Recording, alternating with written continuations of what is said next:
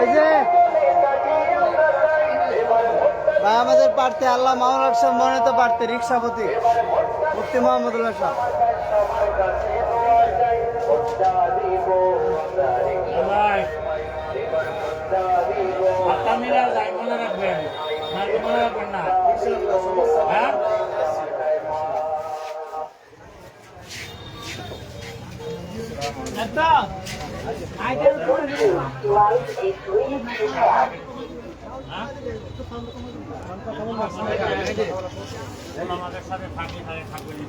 Live live করে দেবো।